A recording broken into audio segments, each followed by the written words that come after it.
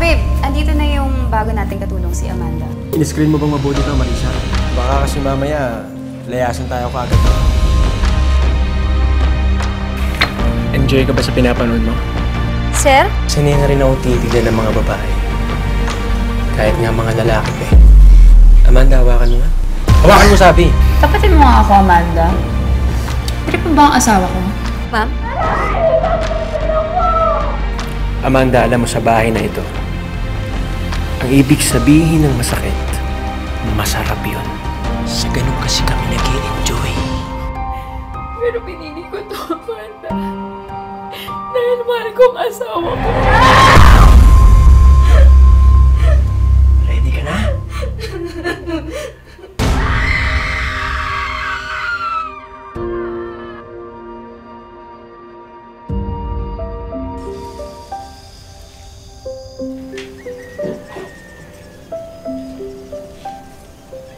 Oh, Jerica, anak. Bakit ka umiiyak? Bakit kasi kailangan mo pang lumayo? Anak, alam mo, kung pwede lang na makauwi ako kagad dito eh. Huwag ka mag-alala. Sa graduation mo, pangako ko sa'yo, ako magsasabit ng medalya mo. Ha? Oo nga. Sa graduation, nandun ka.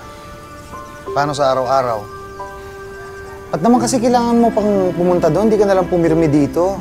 Maghahanap na lang ako ng pangalawang trabaho. Pagkatapos hindi ka na uuwi. Magkakasakit ka. Halos hindi ka na matutulog. Alam mo rin wala pa akong plano maging byuda ng maaga, ha? Kapag mahirap ang buhay, di ba lumalaban lang tayo? Isipin mo, yung paglilinis at pagluluto ko dito, masusweldohan pala ako ng malaki doon. At saka, sandali lang ako mawawala. Mag-iipon lang ako para pag uwi ko dito, meron tayong pantayo ng negosyo. Baka naman kasi doon sa lilipatan mo, baka meron diyang mga... Baka may mga driver doon, ha? Baka may security. Mahirap na. Ayun! Umamin din. Nagsisilos pala. Ipapaalala ko lang kasi sa'yo. Maganda ka. May asim ka pa. Mahirap na. Delikado. Hindi naman. Wala namang iba. Ikaw lang. Konting tiwala lang, please. Dahil sa'yo, may tiwala ako. Sa iba, wala. Pasok. Dalawa lang kami ng asawa ko dito sa bahay na to. Madali lang naman yung trabaho. Linis ng bahay, konting luto, konting laba. Wala pong problema, ma'am. Medyo malaki yung bahay, nakita mo naman. Kaya mahirap linisin. Yun yung reklamo ng dati namin mga katulong. Huwag po kayong mag-alala, ma'am, kasi masipag naman po ako. Tsaka hindi rin po ako mareklamo. Good. Ma'am, ako lang po ba mag-isa dito? Ibig ko pong sabihin, wala po ba kayong security guard, driver? Wala. Private kasi kaming mag-asawa, so ayaw namin na masyadong maraming tao. Okay po. Oo nga pala, gusto ko linisin mo na lahat ng kwarto dito sa bahay. Puwera lang dun sa basement. Bawal ka dun. Bakit po, ma'am? Pwede ba, Amanda? Ayoko na masyadong maraming tanong. Pati yung Sir Elmo mo ayaw ng masyadong maraming tanong, ha? Ayun na ata siya. Babe, andito na yung bago nating katulong si Amanda. Good morning po, sir.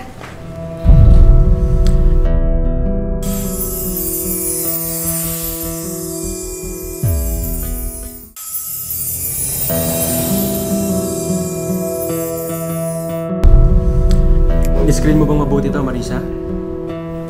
Oo naman.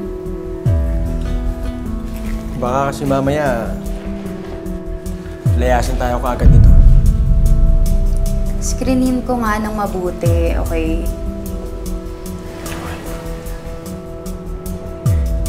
Sige, alis na ako. Bye. Bye.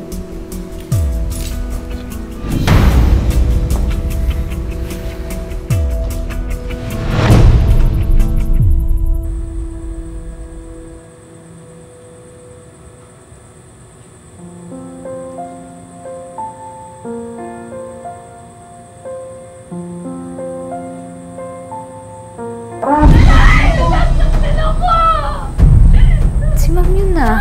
Nasaktan ako, babe! Ano ba?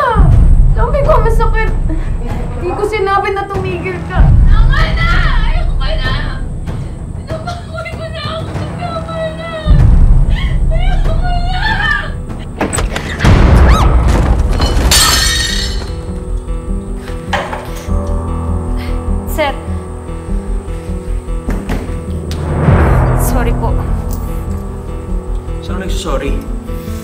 Sa nabasag mo, o dahil nakikinig ka sa amin? Ay, sir. Sir, hindi naman po ako nakikinig. Narinig ko po kasi si ma'am na nasasaktan, kaya po bumaba ako.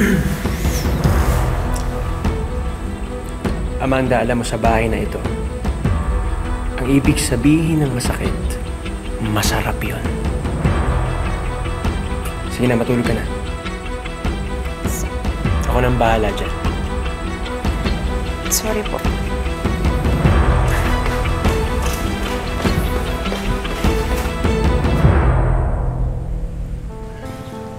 May edad na yung kinuha kong katulong ha. Baka pati yun, manyakin mo pa. Ano ka ba naman? Alam mo namang di ako napatol sa may edad, di ba? Totoo naman eh, kaya nga sila nagsisilayasan kasi hinaharot mo. O de sige, ganito na lang. Uwi ka na lang ng maaga mamaya para ikaw na lang haharutin ko. Hmm? Sira ulo ka.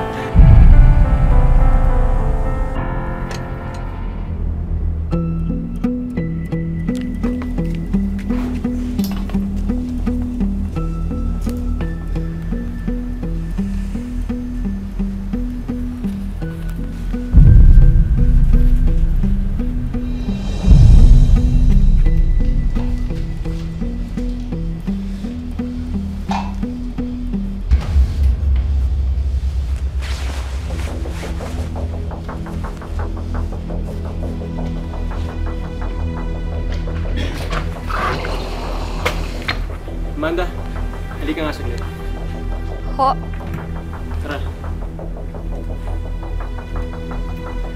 Tara, lapit ka. Ano?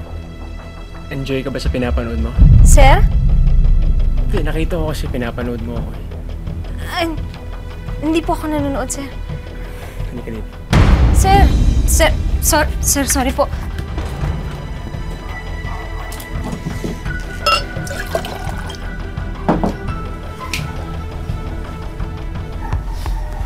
Ano, Amanda? Oo na ka na ba? Sir?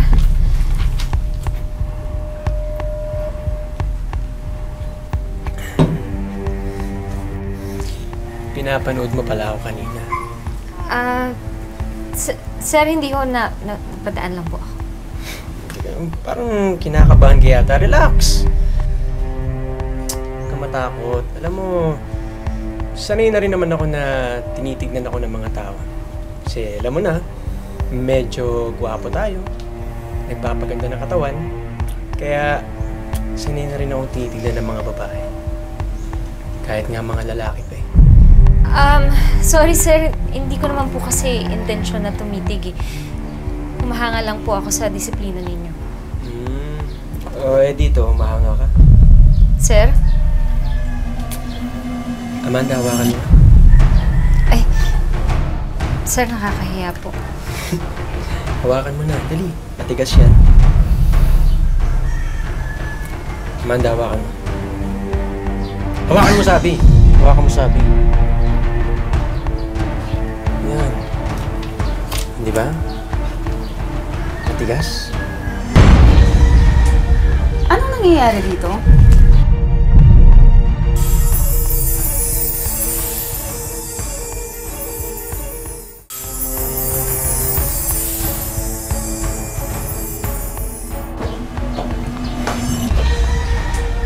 Anong nangyayari dito? Nagpapakuha lang po si sir ng tubig. Kamusta yung trabaho mo? Paghain mo nga ako.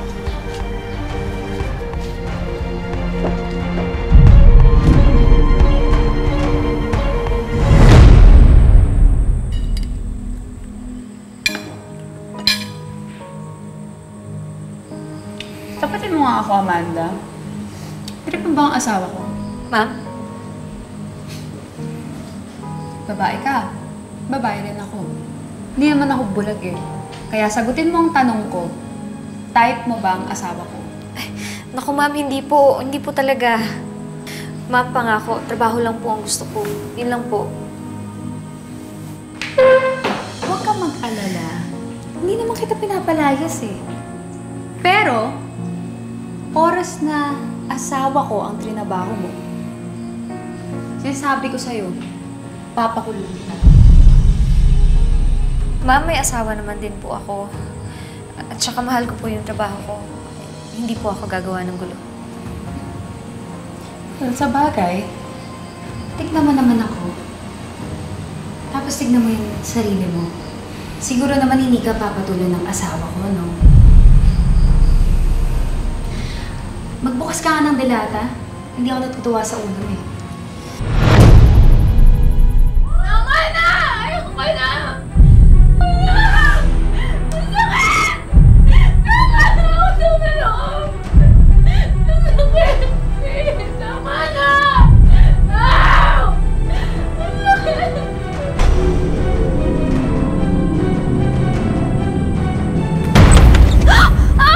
Sino ka?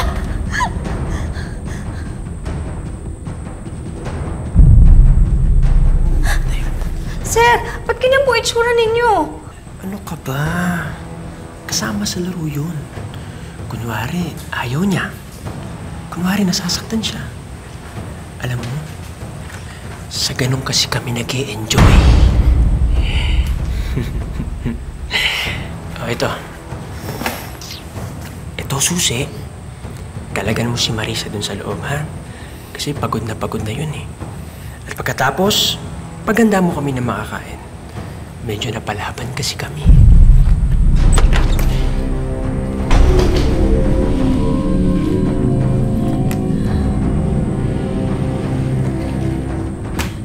Ma'am? Ma'am?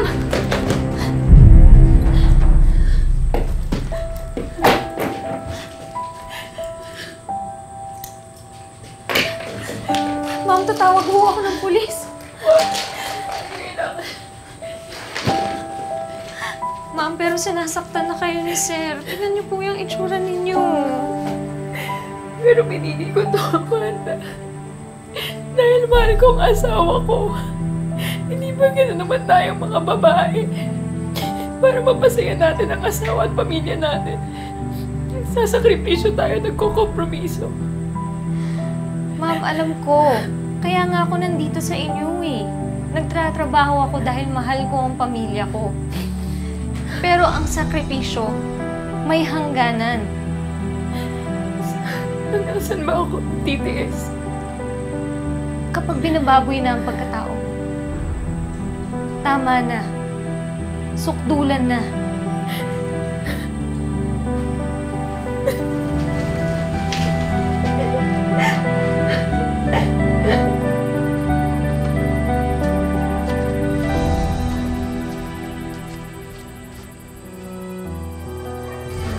Oo. Papapilit ka pa ba? Wala ako sa mood. Sa tingin mo, may pakialam ako.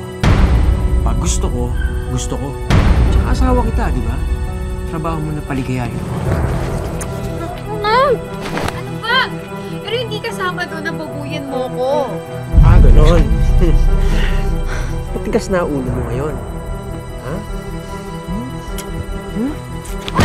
Alam mo, maghanap ka na ng ibang babae na bababuyan mo. Dahil tapos na ako sa'yo. Sabi mo? Ano sabi mo? Tapos ka na sa akin? Ito nga pala yung gusto mo, no? Yung nagkakasakitan pa tayo. Bumatay ka na! Patay pala, ha? Huwag mo akong kailangan! Huwag mo akong kailangan! Mama ka, please, please. Ikaw ang mamamatay ngayon. Wag! Please! Mama ka, please, wag!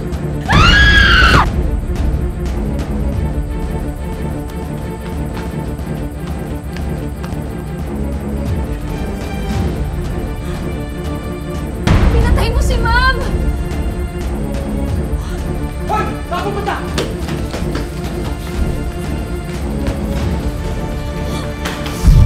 Saan ka pupunta, ha? Ha? Sige dito. Liga!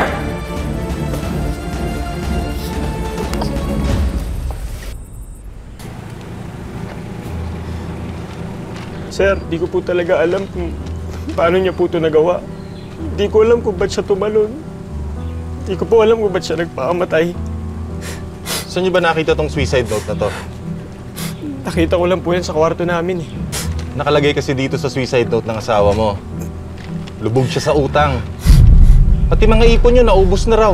Marisa, sana sinabi mo. Papatawad naman kita eh. Dalawa lang ba kayo nakatira dito sa bahay na to? O meron kayong pwedeng katulong na pwede namin tanungin? Wala po, sir. Ayaw po kasi ng asawa ko na may iba kaming kasama dito sa bahay. Sir, ano po ba yung pintuan mo sa ilalim ng ito? Sir, ano po yun? Bodega. Doon po kasi nakalagay yung mga gamit namin ni Mrs. ng mga bata pa po. Hayop ka! Pakawalan mo ako! Sige, sigaw!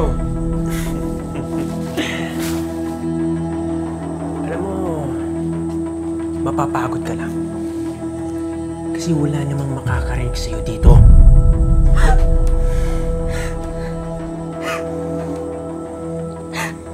Alam mo, demonyo ka! Demonyo ka dahil pinatay mo si Ma'am Marisa! Alam mo, hindi ko naman sinasadya, di ba? Huwag mo na akong galitin.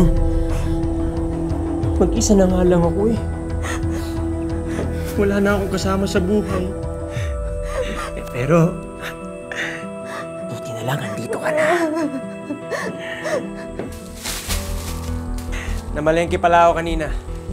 Bumili ako ng mga gulay. Demonyo ka!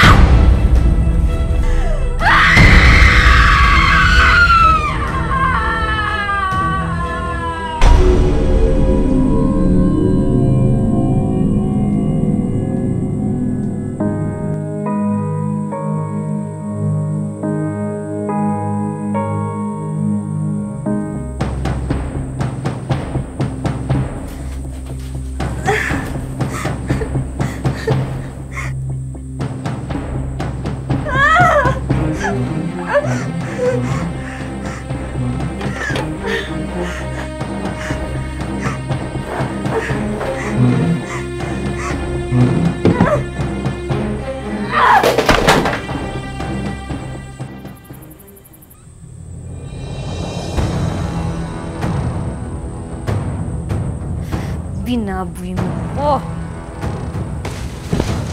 Ano ginagawa mo dito? Paano ka nakatakas? Tayin ka ka! Ayun ka!